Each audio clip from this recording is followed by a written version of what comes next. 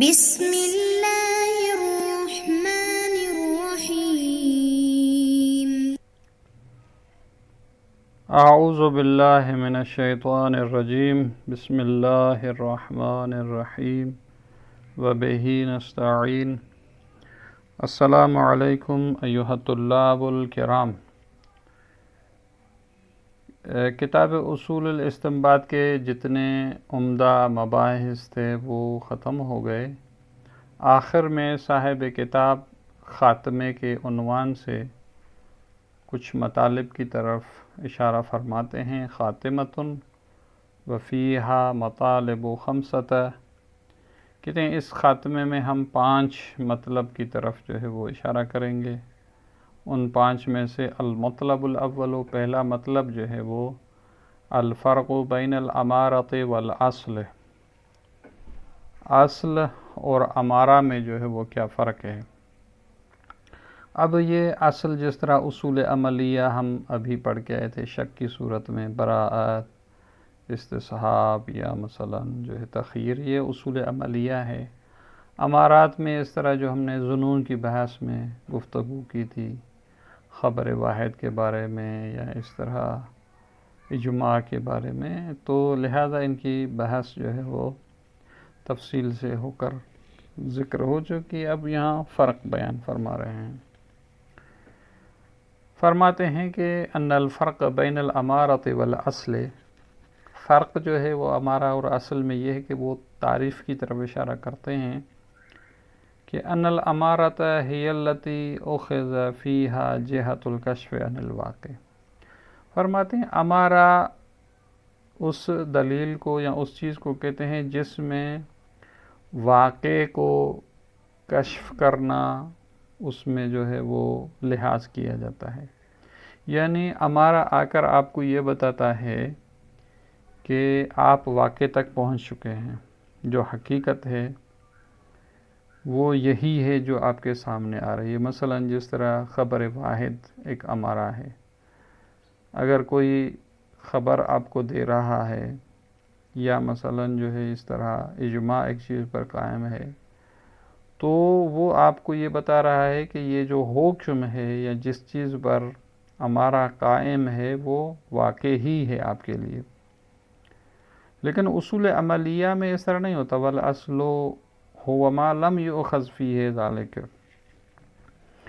اصل میں جو ہے وہ کشف عن الواقع جو ہے وہ اخذ نہیں ہوتا۔ یعنی مثلا جس طرح براءت، پہلے جو ہے وہ حکم واقعی میں شک ہوتا ہے، لہذا براءت آپ کہتی ہے کہ آپ کا وظیفہ یہ ہے، عملیہ جو ہے وہ یہ آپ اس پہ عمل کریں۔ اب جب آپ کے لیے واقع اور واضح نہیں ہے، مجہول ہے، تو لہذا یہ فرق ہے امارہ میں اور جو ہے وہ اصل میں، کہ امارہ میں حقیقت اور جو واقع ہوتا ہے وہ واضح ہوتا ہے انسان کے لیے، وہ سامنے آ جاتی ہے، واقع سامنے آ جاتا ہے، اور اصل جو ہے اس میں یہ نہیں ہوتا۔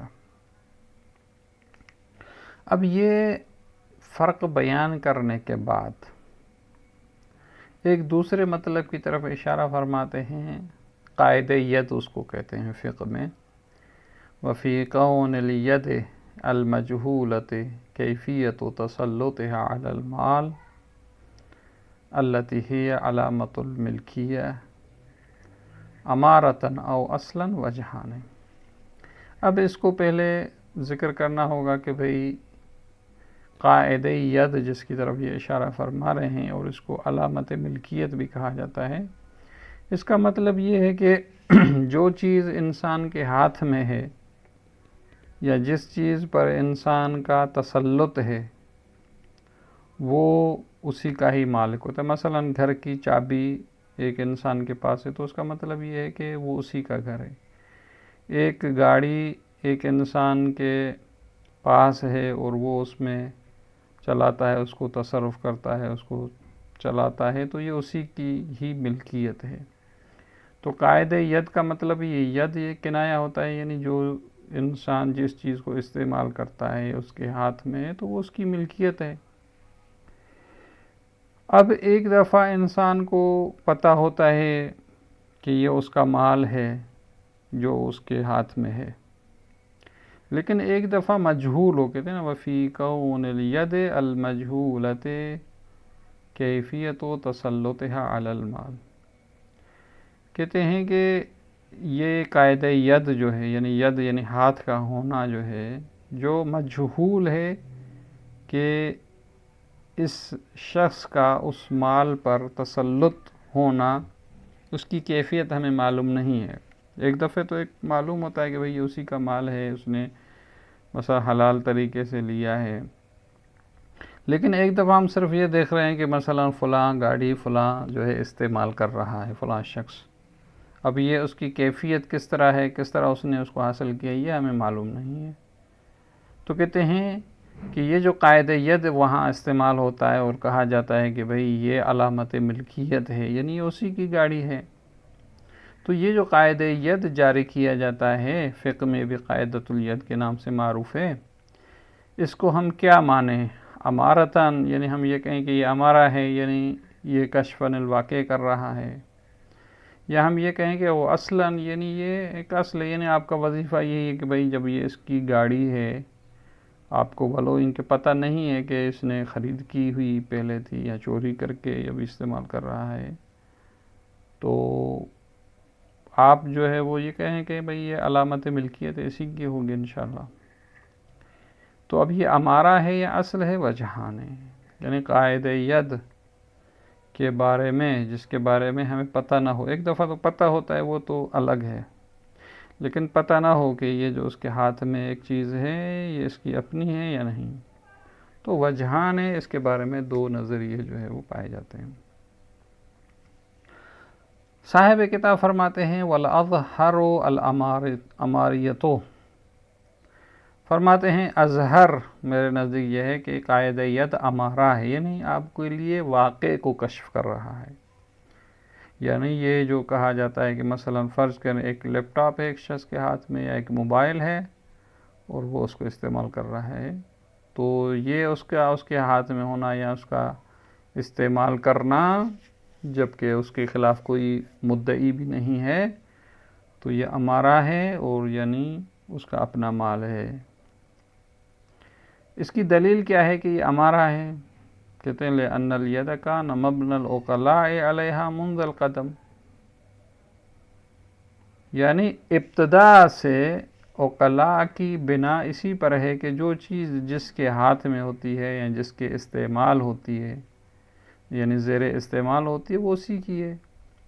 اور سیرہ عقلاء یا بناء عقلاء یہ ادلہ میں سے ایک دلیل ہے، جس طرح ہم امارات میں پڑھ کے آئے ہیں کہ بناء عقلاء جو ہے وہ ایک دلیل کے طور پر ہے اور وہ حجت بھی ہے. لہٰذا جب بناء عقلاء اس قاعدہ ید پر موجود ہے تو یہ امارہ ہے. وَلَمْ يَكُنْ بِنَاؤُهُمْ عَلَى ذَلِكَ إِلَّا لِكَوْنِهَا كَاشِفَةً عَنِ الْمِلْكِيَّةِ، اور فرماتے ہیں کہ یہ عقلاء کی جو سیرت ہے اس بات پر کہ وہ قاعدہ ید کو جو ہے وہ اخذ کرتے ہیں، اس پہ عمل کرتے ہیں، وہ یہ نہیں ہے سوائے اس کے کہ یعنی وہ قاعدہ ید جو ہے وہ ملکیت بتاتا ہے، یعنی جس کے ہاتھ میں جو چیز ہوتی ہے وہ گویا اسی کا مالک ہے. کیونکہ لغلبۃ الملکیت فی ذوی الایدی علی الاموال، کیونکہ جو چیز انسانوں کے ہاتھوں میں ہے یا ہاتھ جس اموال پر موجود ہیں، یعنی جو چیز انسان کے استعمال میں اکثر وہ اسی کے مالک ہی ہوتے ہیں. مثلا ایک شخص گھر استعمال کر رہا ہے، ایک شخص گاڑی استعمال کر رہا ہے، ایک شخص موبائل، ایک شخص لیپ ٹاپ، جو بھی ان کے ہاتھ میں ہے، معمولاً عقلاء یہی کہتے ہیں کہ بھئی یہ ان کا اپنا مال ہے. تو لہٰذا یہ بناء عقلاء اس بات پر دلیل ہے کہ یہ اس کی حقیقتاً اس کی ملکیت ہے. والشارع قد امضى ذلك، اور جب شارع مقدس نے بھی اس بناء عقلاء کو تائید کی ہے کہ بھئی یہ ان کی روش ٹھیک ہے، یعنی جو بھی عقلاء جس چیز پر ان کی بنا ہے، عقلاء شارع نے بھی کہا ہے کہ جو عقلاء جس پر عمل کرتے ہیں آپ بھی اسی پر عمل کریں. شارع نے کوئی نیا طریقہ نہیں بتایا کہ بھئی یہ ٹھیک نہیں ہے، اور جو چیز انسان کے ہاتھ میں ہو آپ چھان بین کریں، پہلے دیکھیں نا. شارع نے بھی یہی کہا ہے کہ بھئی جو چیز جس کے ہاتھ میں ہے وہ اس کی ملکیت ہے۔ تو لہذا بنائے عقلا بھی ثابت ہے اور شارع کا امضاء کرنا، تائید کرنا بھی ثابت ہے۔ نتیجہ یہی نکلے گا فَهِيَ إِذًا أَمَارَةٌ۔ بس جس طرح صاحب کتاب نے کہا کہ یہ قائد ید امارہ ہے تو امارہ ہونا ثابت ہو جائے گا۔ جب امارہ ہونا ثابت ہوگا تو چونکہ امارہ وہ ہوتا ہے جو واقع کو کشف کرتا ہے، جس طرح یہاں ملکیت کو کشف کر رہا ہے، تو یہ پھر استصحاب جو کہ ایک اصل ہے اس پر مقدم ہوگا، کیونکہ امارہ جب واقع کو کشف کرتا ہے تو استصحاب چونکہ واقع کو کشف نہیں کرتا، جو کہ اصل ہوتی ہے، وہ ایک حالت شک۔ لیکن جب آپ کے لیے واقع روشن اور واضح ہے تو پھر شک کی کوئی گنجائش نہیں ہوتی، تو لہذا کہتے ہیں کہ یہ امارہ، جب یہ قائد ید امارہ ہے تو یہ استصحاب پر مقدم ہوگا۔ کما اشرنا الیہ فی التنبیہ الاول، کہتے ہیں شروع میں بھی ہم نے اس بات کی طرف اشارہ کیا تھا کہ جو امارات ہوتے ہیں وہ اصول پر مقدم ہوتے ہیں، پس نتیجہ یہی نکلتا ہے۔ اب فرماتے ہیں کہ پس مقدم ہونے سے کیا مراد ہے، یعنی ایک جگہ استصحاب یہ کہہ رہا ہے کہ بھئی مثلا فرض کریں شروع میں یہ مالک نہیں تھا، اور قائد ید یہ کہہ رہا ہے کہ بھئی یہ اسی کے ہاتھ میں ہے، یہی مالک ہے، تو کہتے ہیں ہم امارے پہ عمل کریں گے اور استصحاب عدم ملکیت کو چھوڑ دیں گے۔ یعنی کہنے کا مقصد یہی ہے کہ امارہ مقدم ہوتا ہے استصحاب پر، اگر استصحاب خلاف پر ہو تو اس خلاف کو نہیں لیں گے، امارے کو لیں گے۔ آیا یہ ہر جگہ اسی طرح ہے؟ کہتے نہیں، اس کا ایک مورد ہے، وَلَكِنْ ذَلِكَ فِيمَا إِذَا لَمْ يَعْتَرِفْ ذُو الْيَدِ بِأَنَّهَا كَانَتْ سَابِقًا مِلْكًا لِلْمُدَّعِي لِمِلْكِيَتِهَا۔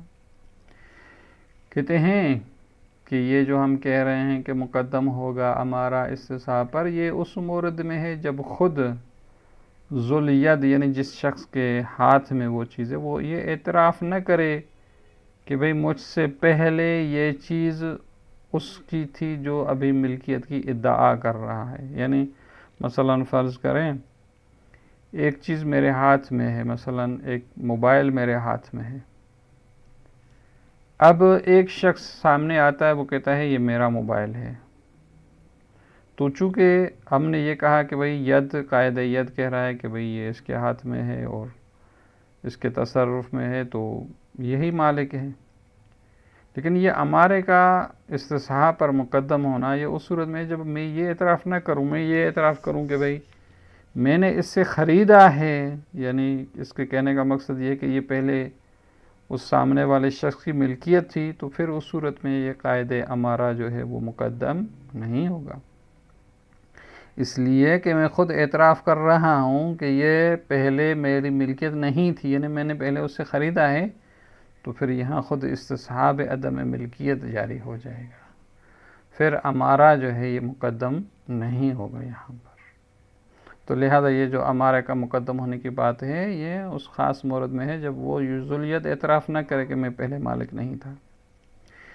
یہ یہاں تک بات کہ یہاں ثابت ہوا کہ قائد ید مقدم ہوگا۔ وَهُنَاكَ جِهَةٌ أُخْرَى، کہتے ہیں ایک دوسری جہت بھی ہے، ایک دوسرا مورد بھی ہے کہ تقتضی تقدیم الید علی الاستصحاب، کہ وہاں پر بھی یہ ید یعنی قائد ید جو ہے وہ مقدم ہوتا ہے استصحاب پر۔ اچھا وہ کون سا مورد ہے؟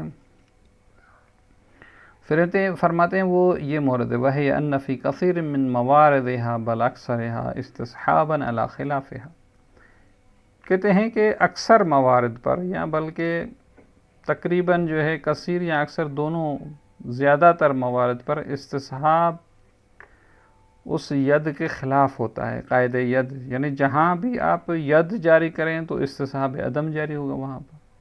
مثلا ایک شخص جو ہے وہ گھر اس کے ہاتھ میں ہے، لیکن ایک زمانے میں یہ مالک نہیں تھا، بعد میں مالک ہوا ہے، تو استصحاب عدم جو ہے وہ ہمیشہ قائد ید کے خلاف ہے اکثر موارد میں۔ تو لہٰذا اس بنا پر کہتے ہیں کہ اگر ہم وہاں ہر جگہ استصحاب عدم کو لیں پھر تو سارا کام خراب ہو جائے گا۔ پھر آپ دکان پہ جا رہے ہیں، ایک چیز لیں گے ان سے، وہ کہیں گے آپ کہ ایک زمانے میں یہ مالک نہیں تھا، اب یہ جو چیز بیچ رہا ہے یہ غصبی ہے، چوری کر کے آئے، تو کہتے ہیں اس طرح تو نہیں چلے گا کام. تو لہٰذا اکثر موارد میں پھر یہاں پر وہی قاعدہ ید مقدم ہوگا، فَيَلْزِمُ تَقْدِيمُهُ عَلَيْهِ، یعنی یہ قاعدہ ید جو ہے وہ استصحاب پر مقدم ہوگا. حَتَّى لَوْ كَانَتْ أَصْلًا وَلَمْ تَكُنْ أَمَارَةً، حتیٰ آپ فرض کریں کہ یہ قاعدہ ید جو ہے وہ اصل ہے اور امارہ نہیں ہے، پھر بھی ہم یہ کہیں گے کہ یہ اصل ہونے کے باوجود بھی استصحاب پر مقدم ہوگا. بھئی کیوں ہم مقدم کریں؟ کہتے ہیں اِذْ لَوْ لَا تَقْدِيمُهَا عَلَيْهِ، اگر قاعدہ ید کو آپ مقدم نہ کریں استصحاب پر، لَتَحْدَمُ رُكْنُهَا، تو پھر یہ قاعدہ ید تو بالکل ہی ختم ہو جائے گا نا. پھر قاعدہ ید آپ کہاں جاری کریں گے؟ جہاں بھی آپ قاعدہ ید کو لے آئیں گے اس میں وہاں پر پھر استصحاب عدم ہے، تو لہٰذا پھر قاعدہ ید کا کوئی فائدہ ہی نہیں رہتا.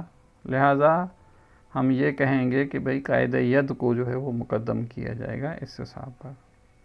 تو لہٰذا ایک دلیل یہ ہے کہ اگر مقدم نہیں کریں گے تو پھر قاعدہ ید اس کا جو رکن ہے وہ منہدم ہو جائے گا، ختم ہو جائے گا.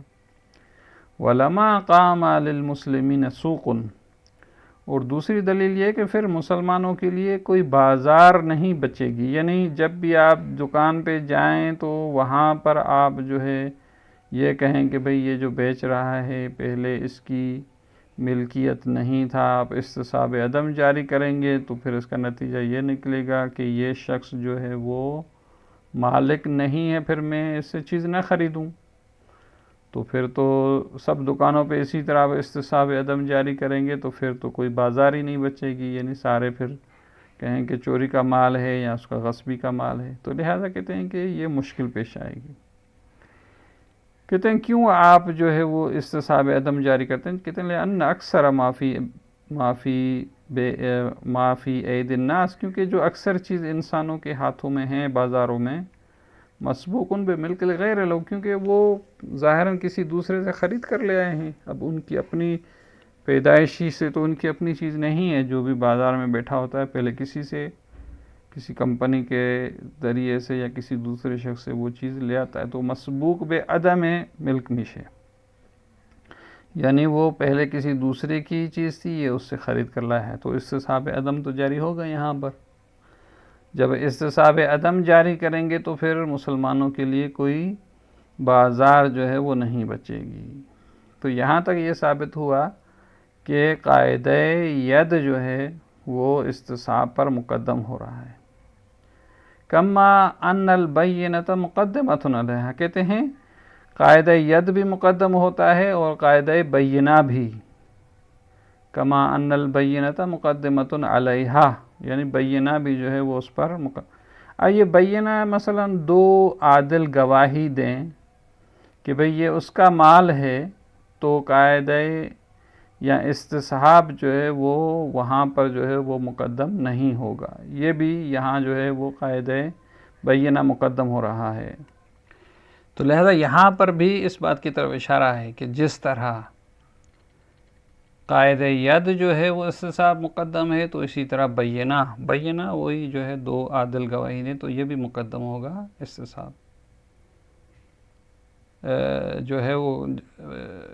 لأن الشارع عملها فی موارد الید، کہتے ہیں بینہ جو ہے یہ اس جو ہے قاعدہ ید پر مقدم ہوتا ہے، کیونکہ مثلا ایک شخص کے ہاتھ میں ایک گاڑی ہے اور وہ قاعدہ ید کہہ رہا ہے کہ اسی کے، لیکن دو شخص آ کر گواہی دیں کہ یہ اس کی گاڑی نہیں ہے، تو پھر بینہ جو ہے یہ قاعدہ ید پر مقدم ہوتا ہے. تو یہ ایک طریقے سے سلسلہ ہے کہ قاعدہ ید جو ہے وہ استصحاب پر مقدم ہو رہا ہے اور بینہ پھر قاعدہ ید پر مقدم ہو رہا ہے، کہ قاعدہ ید تب جاری ہوگا جب بینہ نہ ہو. کہتے ہیں لأن الشارع عملها فی موارد الید، کیونکہ شارع نے اس کو عمل کیا ہے موارد ید میں. مثلا کما علیہ عمل المسلمین، مسلمانوں کا بھی عمل اسی طرح ہے. مثلا فمن کان بیدہ شیء، اگر کسی کے ہاتھ میں ایک چیز ہے، وادعا احد انہ ملکہ، اور دوسرا کہہ رہا ہے کہ یہ میرا مال ہے. مثلا ایک شخص کے ہاتھ میں لیپ ٹاپ ہے، اب قاعدہ ید کہہ رہا ہے کہ یہ اسی کا مال ہے، لیکن دوسرا آ کر کہہ رہا ہے کہ بھئی یہ تو میرا تھا، اس نے چوری کر لیا مثلا، وَأَقَامَ بَيِّنَةً عَلَى ذَلِكَ عِنْدَ الْحَاكِمِ، اور کورٹ میں اس نے 2 عادل جو ہے وہ ان کی گواہی بھی ہے کہ بھئی یہ اس کا لیپ ٹاپ ہے، تو یہاں پر جو ہے قاعدہ ید پر بینہ مقدم ہو رہا ہے. تو کہتے ہیں کہ عند الحاکم حکم بمقتضی بینتہ، یہاں کما یعنی حاکم حکم دے گا کہ بینہ کے مطابق بأنہ لہو، کہ یہ شخص یہ لیپ ٹاپ اس دوسرے شخص کا ہے، وانتزع من ید الاول، پہلے شخص کے ہاتھ سے نکال کر جو ہے وہ اس کو دے دے گا. تو لہٰذا یہاں پر بینہ مقدم ہو رہا ہے قاعدہ ید پر، جس طرح قاعدہ ید جو ہے وہ استثناء پر مقدم ہو رہا تھا. اب اس کے بعد الگ بحث ہے انشاءاللہ اگلے جلسے میں پڑھیں گے. والسلام علیکم ورحمۃ اللہ وبرکاتہ.